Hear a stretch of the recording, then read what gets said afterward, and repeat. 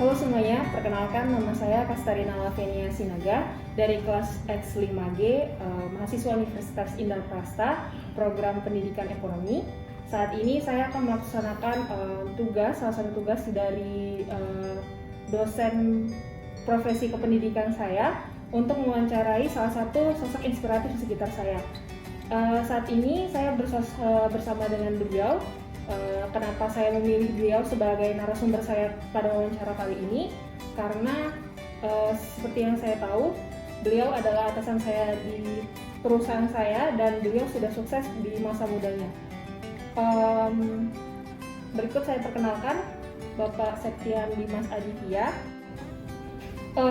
Kalau saat ini untuk Pak Dimas sendiri pekerjaannya apa ya Pak? Kalau saya sekarang ada beberapa jabatan ya, karena merangkap beberapa posisi. Tapi kalau lebih dikenal sih di sini saya sebagai HR Client Service Head. Oke, untuk jabatan saat ini apa saja sih Pak ruang lingkup pekerjaan dan tanggung jawab Pak Dimas? Ya, kalau saat ini saya membawahi ada 4 unit. Satu ada di HR, BPJS Kesehatan, dan juga HR Operation, kemudian ada Client Service, Business Development, dan juga Recruitment. Itu sih ruang lingkup pekerjaan yang sekarang saya bawahi ya. Kalau berbicara mengenai perjalanan karir Pak Dimas sendiri Pak, sampai bisa mencapai posisi sekarang ini bagaimana sih Pak? Ya, kalau bisa dibilang sih saya mulai pekerjaan ini tuh waktu masih muda banget ya. Saya masuk ke kantor ini di usia 18 tahun. Masuk ke sini dengan sebagai jadi administrasi ya, jadi data entry doang gitu, input bantu-bantu. Terus kantor punya metode pembelajaran tuh saya harus bisa atau membantu unit-unit yang sedang membutuhkan bantuan, sehingga saya punya pengalaman atau bisa banyak belajar dari unit-unit tersebut gitu. Nah, tapi pada saat itu kan 2011 ya, sekarang 2021, 10 tahun yang lalu. Jadi kalau dari 2011 itu ketika saya jadi data entry dan administrasi, nah ada kesempatan untuk peluang karir di bagian rekrutmen di Outsource Indonesia ini. Jadi saya diperbantukan waktu itu sebagai administrasi di rekrutmen. Waktu itu timnya masih banyak, masih ada 6 orang termasuk saya sendiri. Nah, jadi kalau dulu kerjanya gampang lah, cuma admin doang gitu ya. Nah, dari situ di 2012 ternyata kita banyak mengalami restrukturisasi nih, banyak orang-orang yang keluar gitu, termasuk salah satunya di divisi rekrutmen.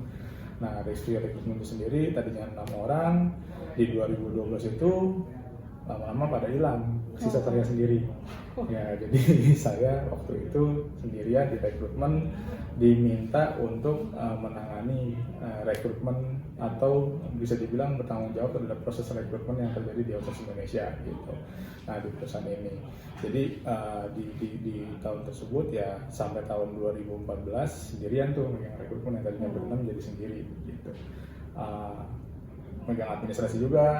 Kalau di rekrutmen pasti tahu kan ada interview, ada tes, ada kirim-kirim kandidat juga kan ke user-user yang membutuhin. Nah, itu saya lakuin sendiri gitu.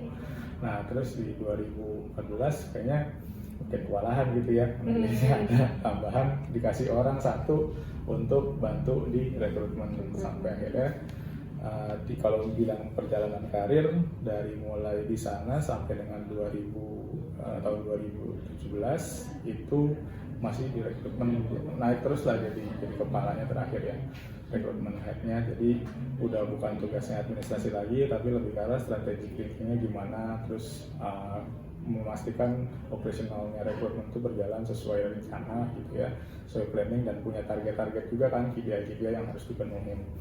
Nah, di 2017 itu kita juga melihat potensi rekrutmen ini di luar tuh lumayan besar gitu ya, maksudnya pasarnya tuh bagus sebagai bisnis. Di 2017 itu juga rekrutmen ini spin off ya. Kalau spin off tuh bisa dibilang kayak berubah nih, rekrutmen unit yang tadinya hanya sebagai unit di Outsource Indonesia, ternyata ada kesempatan untuk dibuat menjadi startup namanya RPO Indonesia gitu. Nah, saya diminta incas di situ untuk menangani segala hal yang berhubungan dengan operational recruitment juga sampai dengan sekarang. Nah dari situ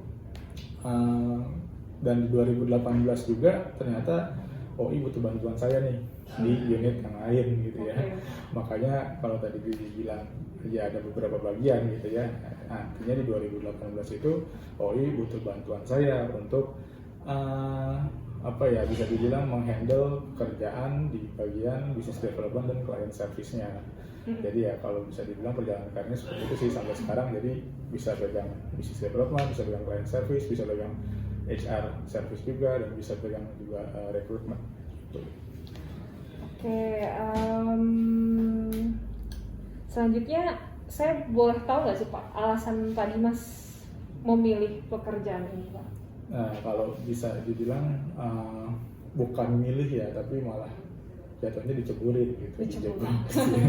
Karena saya sih nggak, kalau saya bukan tipe orang yang milih-milih pekerjaan pada waktu itu gitu. Pada waktu itu ya semua berjalan dari flow aja. Karena ya pikirannya hanya ya mencari pengalaman, mencari hal ya memang kalau sudah selesai sekolah kan otomatis harus ya kalau nggak kerja kuliah gitu ya. Kita pilih untuk kerja walaupun nanti pas di pertengahan itu ya ada kerja sambil kuliahnya juga gitu. Nah ya kalau misalkan dibilang sekarang memilih pekerjaan ini atau enggak, saya justru di sini malah karena jebakan aja sih. Ya karena terjebak aja, cuma jebakan itu malah menjadi kalau saya bilang sih malah jadi berkah buat saya gitu. Jadi saya bisa nunjukin kemampuan juga. Ternyata saya yang tadinya nggak kebayang di posisi yang sekarang ternyata bisa kok kita tanpa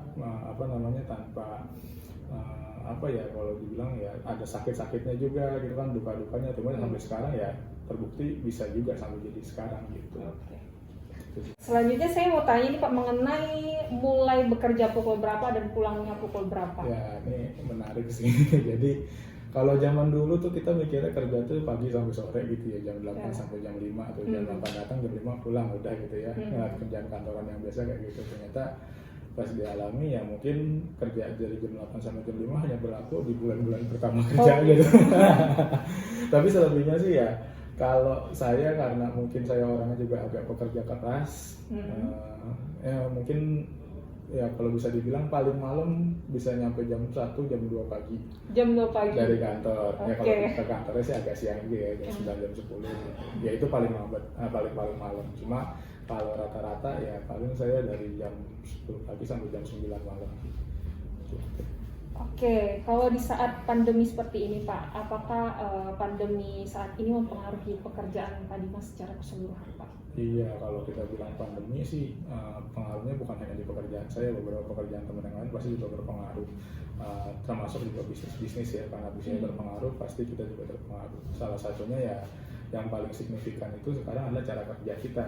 Dari yang tadinya kita harus ke kantor terus-terusan, Senin sampai Jumat di kantor, bahkan kadang Sabtu libur, sekarang kerjanya bisa dari rumah gitu ya, bisa WFH. Waktunya lebih fleksibel, walaupun pekerjaannya juga jadi lebih fleksibel gitu. Kerjanya bisa datang kapan aja, cuma ya yang paling mempengaruhi dari sisi pandemi itu sendiri adalah satu, memang ada beberapa bisnis yang harusnya berkembang jadi nggak berkembang. Terus kalau dari sisi pekerjaan ya yang tadinya di kantor jadi di rumah, terus dari yang tadinya pekerjaan itu mungkin dari pagi sampai sore aja, sekarang dari pagi bisa nyampe malam juga. Iya betul. Nah itu yang pengaruhnya sih kalau untuk corona ini sendiri. Dan di rekrutmen sendiri karena bisnisnya banyak yang keganggu, jadi ya rekrutmennya juga mungkin perusahaan juga mikir-mikir sekarang nih nge-hire karyawan ya kemarin ya, walaupun sekarang udah mulai meningkat lagi, cuma ya dulu kemarin sih sempat berpengaruh di bagian rekrutmennya ya, karena nggak banyak perusahaan yang hiring gitu. Oke, terakhir nih Pak, ada pesan nggak untuk saya sebagai mahasiswa atau teman-teman yang menonton mungkin? Oh ya, kalau pesan sih yang pertama tadi saya bilang saya ada beberapa keyword. Yang pertama saya kecebur gitu ya, atau merasa dijebak gitu. Cuma kalau maksudnya dijebak itu dalam arti yang positif ya, kita nggak pernah tahu kita mau jadi apa ke depannya. Kita juga punya cita-cita, cuma kadang buat jalan menuju cita-citanya nggak selalu ke sana, kadang kita harus melewati jalan yang lain dulu. Kalau misalnya saya buat mahasiswa, karena nantinya mungkin akan ada yang punya usaha, ada yang bekerja gitu ya. Di setiap apapun yang dipilih di profesinya masing-masing ya harus karena sebuah profesi itu juga pilihan. Jadi ketika memilih profesi tersebut, setelah ada pilihan pasti selalu ada resiko, selalu ada ada tantangannya. Nah kalau misalkan udah milih ya udah harus ditekunin gitu. Dan juga kalau misalkan udah masuk nanti perkantoran gitu ya, ya dunia kantor mungkin nggak seindah yang dibayangkan gitu.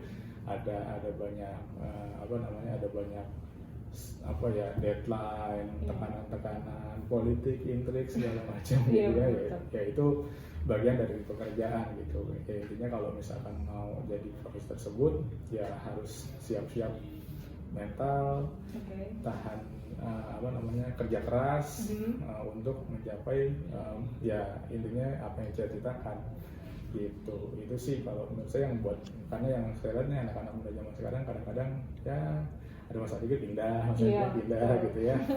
Kalau boleh saya saran, kalau karena saya di HRD juga, kita melihat CV juga pasti kan dari pekerjaannya lama atau enggak bekerja di suatu perusahaan, karena yang paling tidak diinginkan perusahaan adalah ketidakstabilan turnover karyawan gitu. Jadi kalau karyawan itu keluar masuk, nah itu kita juga ya dari sisi HRD agak kurang oke gitu ya.